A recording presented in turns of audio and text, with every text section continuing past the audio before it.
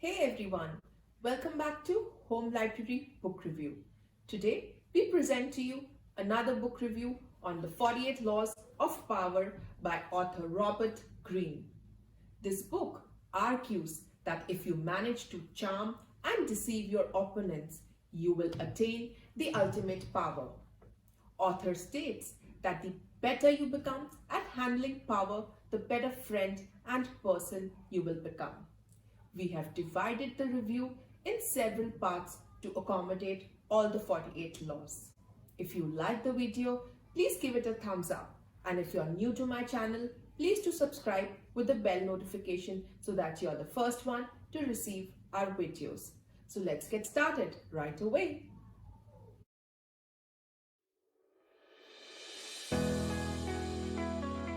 Welcome to Home Library Book Review, where we select a book right from the shelf and explain its learning through easy to understand text, graphics, examples, and animation, along with discussion with family members. You can now order your book review video on www.home-library.com. Today, we're gonna be reviewing The 48 Laws of Power by Robert Greene. This book is an international bestseller. It gives advice on how to get to the top and stay there. To be able to cover all the 48 laws of power, we have divided this review into 10 parts. This is part 8 of 10. Laws covered here are from 36 to 40. It also has Goodreads rating of 4 out of 5. Is an American author and public speaker. Best known for his books on strategy, power, and seduction. His bestseller books include The 48 Laws of Power, The Art of Seduction, and Mastery. Born and raised in a middle-class Jew family of California, he studied at the University of California and University of Wisconsin to obtain a degree in classical studies. His books are known for apt quotations. His writing commands a wide array of followers ranging from businessmen, prison inmates, war historians, to musicians of show business. But before we move ahead, Arnav, what do you understand by power? Dad, I think power means ability to do something. Yes, it could also mean capacity or potential or even capability or competence. You know, Arnav, there is a quotation which says, power is neither good or bad, but its user makes it so. Now, I can't wait to review all the laws of power in this book. How about you, Arnav? Sure, Dad, let's begin. Law number 36. Disdain things you cannot have. Ignoring them is the best revenge. By acknowledging a petty problem, you give it existence and credibility. The more attention you pay an enemy, the stronger you make him. And a small mistake is often made worse and more visible when you try to fix it. It is sometimes best to leave things alone. If there is something you want but cannot have, show contempt for it. The less interested you reveal, the more superior you seem. Desire often creates paradoxical effects. The more you want something, the more you chase after it, the more it eludes you. The more interest you show, the more you repel the object of your desire. This is because your interest is too strong. It makes people awkward, feel even fearful. Uncontrollable desire makes you seem weak, unworthy, and pathetic. You need to turn your back on what you want. Show your contempt and disdain. This is the kind of powerful response that will drive your targets crazy. They will respond with a desire of their own, which is simply to have an effect on you. Perhaps the possesses you, perhaps to hurt you. If they want to possess you, you have successfully completed the first step of seduction. If they want to hurt you, you have unsettled them and made them play by your rules.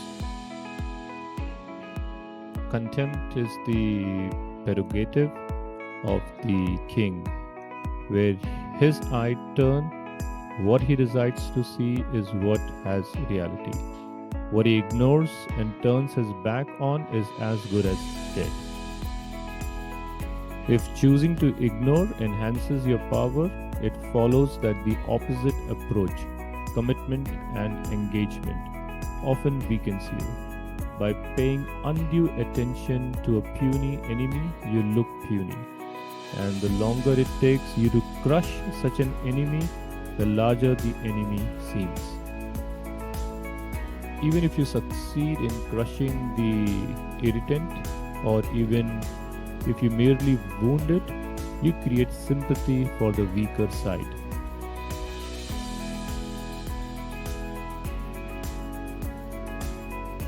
Law number 37. Create compelling spectacles. Striking imagery and grand symbolic gestures create the aura of power. Everyone responds to them. Stage spectacles for those around you, then full of arresting visuals and radiant symbols that heighten your presence. Dazzled by appearances, no one will notice what you are really doing. Using words to plead your case is a risky business. Words are dangerous instruments and often go astray. The words people use to persuade us virtually invite us to reflect on them with words of our own. We mull them over and often end up believing the opposite of what they say.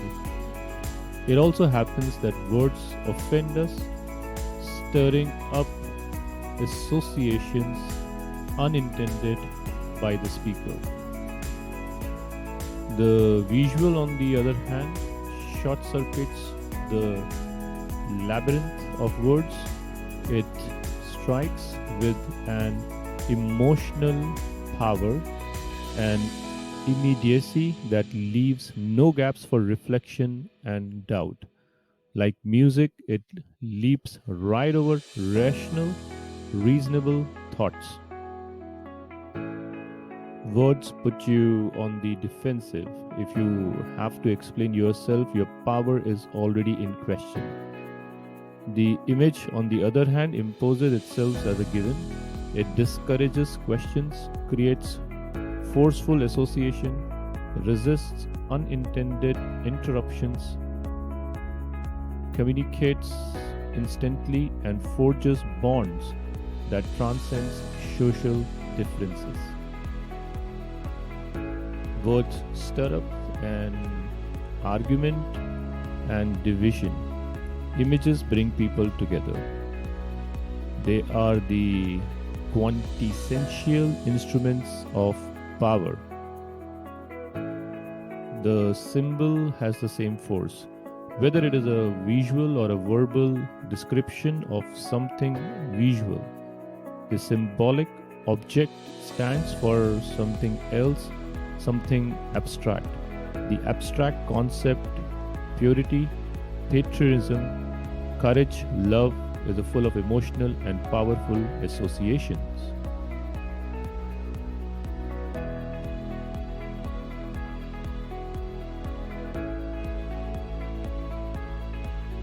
Law number 38.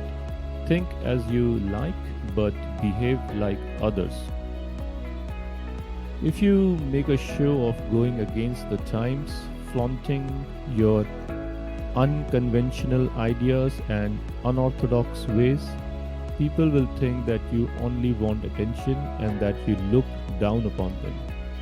They will find a way to punish you for making them feel inferior. It is far safer to blend in and nurture the common touch. Share your originality only with tolerant friends and those who are sure to appreciate your uniqueness. We all tell lies and hide our true feelings. For complete free expression is a social impossibility. From an early age, we learn to conceal our thoughts, telling the prickly and insecure what we know they want to hear, watching carefully lest we offend them. For most of us, this is natural. There are ideas and values that most people accept, and it is pointless to argue. We believe what we want to, then, but on the outside, we wear a mask. There are people, however, who see such restraints as an intolerable infringement on their freedom and who have a need to prove the superiority of their values and beliefs.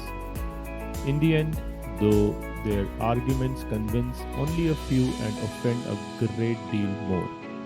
The reason arguments do not work is that most people hold their ideas and values without thinking about them. There is a strong emotional content in their beliefs. They really do not want to have to rework their habits of thinking. And when you challenge them, whether directly through your arguments or indirectly through your behavior, they are hostile.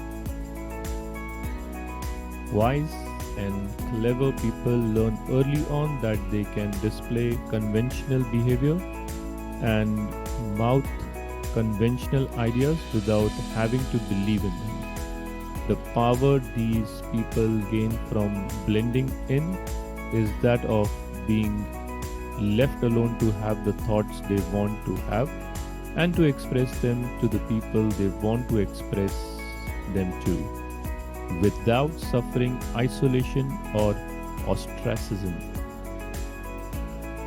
Once they have established themselves in a position of power, they can try to convince a wider circle of the correctness of their ideas, perhaps working indirectly.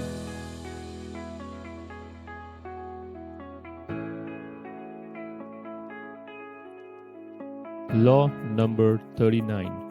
Stir up waters to catch fish. Anger and emotion are strategically counterproductive. You must always stay calm and objective. But if you can make your enemies angry while staying calm yourself, you gain a decided advantage. Put your enemies off balance, find the chink in their vanity through which you can rattle them, and you hold the strings. Angry people usually end up looking ridiculous, for their response seems out of proportion to what occasioned it. They have taken things too seriously, exaggerating the hurt or insult that has been done to them. They are so sensitive to slight that it becomes comical how much they take personally. More comical still is their belief that their outbursts signify power. The truth is the opposite. Petulance is not power, it is sign of helplessness.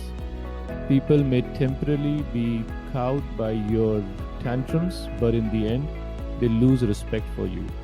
They also realize they can easily undermine a person with so little self control.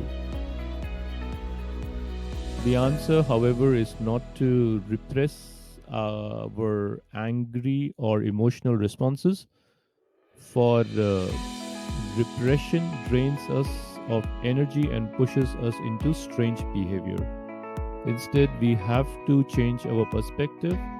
We have to realize that nothing in the social realm and in the game of power is personal. Everyone is caught up in a chain of events that long predates the present moment. Our anger often stems from problems in our childhood, from the problems of our parents, which stem from their own childhood, on and on. Our anger also has roots in the many interactions with others. Law number 40: despise the free lunch. What is offered for free is dangerous. It usually involves either a trick or a hidden obligation. What has worth is worth paying for. By paying your own way, you stay clear of gratitude, guilt, and deceit. It is also often wise to pay the full price. There is no cutting corners with excellence. Be lavish with your money and keep it circulating, for generosity is a sign and a magnet for power. In the realm of power, everything must be judged by its cost, and everything has a price. What is offered for free or at bargain rates often comes with a psychological price tag, complicated feelings of obligation, compromises with quality, the insecurity those compromises bring, on and on. The powerful learn early to protect their most valuable resources, independence, and room to maneuver. By paying the full price, they keep themselves free of dangerous entanglements and worries. Being open and flexible with money also teaches the value of strategic generosity, a variation on the old trick of giving when you are about to take. By giving the appropriate gift, you put the recipient under obligation. Generosity softens people up to be deceived. By gaining a reputation for liberality, you win people's admiration while distracting them from your power plays. For everyone able to play with money, thousands more are locked in a self destructive refusal to use money creatively and strategically. These types present the opposite pole to the powerful, and you must learn to recognize them, either to avoid their poisonous natures or to turn their inflexibility to your advantage. Givers, on the other hand, are generous because they want to be loved and admired by all. And their generosity is so indiscriminate and needy that it may not have the desired effect.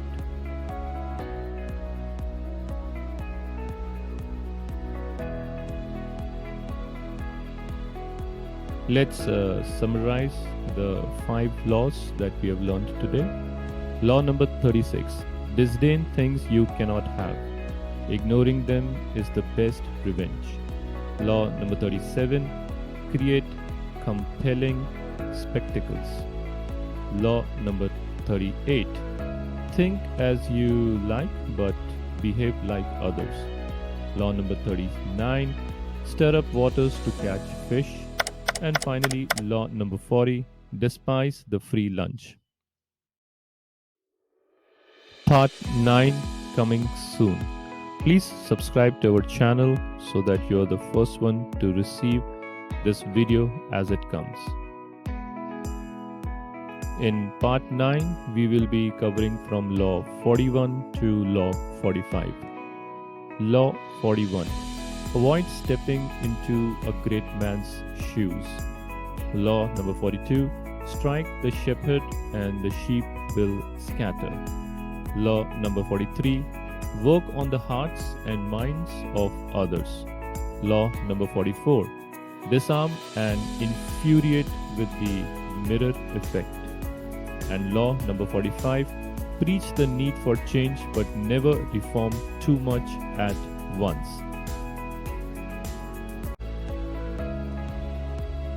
Thank you for watching this video. Please like this video and subscribe to our channel. Also press the bell notification button to stay notified about our videos. Also visit our website www.home-library.com. Until next time, take care and bye.